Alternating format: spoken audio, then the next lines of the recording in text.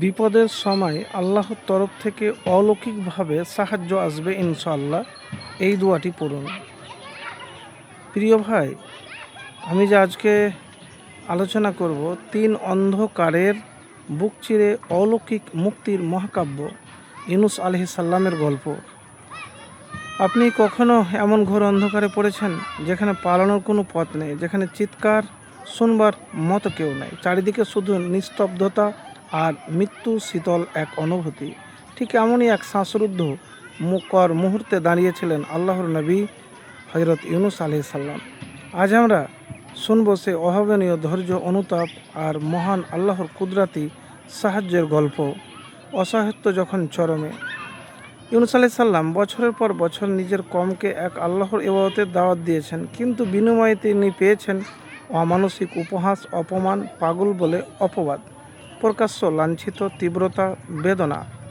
যখন তিনি জিদ দেখলেন অহংকারে ডুবে আছে, তখন আল্লাহর চূড়ান্ত অনুমতি আসার আগেই তিনি ভারাক্রান্ত হৃদয়ে শহর ছেড়ে বেরিয়ে পড়লেন।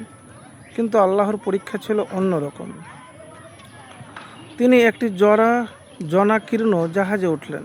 মাঝ সমুদ্র হঠাৎ আকাশে কালো হয়ে গেল। শুরু হলো প্রলয়ঙ্কারী ঝড়। জাহাজ ডুবি থেকে বাঁচতে লটারি করা হলো। কার উপর আল্লাহর অভিশাপ আছে, তাকে সমুদ্রে ফেলে দিতে হবে। প্রথমবার লটারিতে নাম এলো ইউনুস আলাইহিস সালাম, দ্বিতীয়বারও ইউনুস আলাইহিস সালামের নাম এলো, তৃতীয়বারই একই ফলাফল। তিনি বুঝে নিলেন এটি তার রবেরই পরীক্ষা।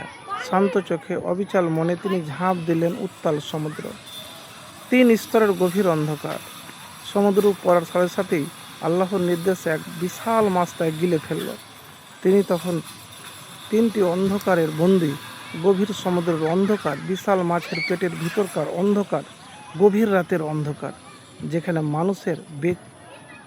মানুষের হিসাবে বাঁচার সম্ভাবনা 0%। সেখানে শুরু হলো এক ঐশ্বরিক জিকির। কি?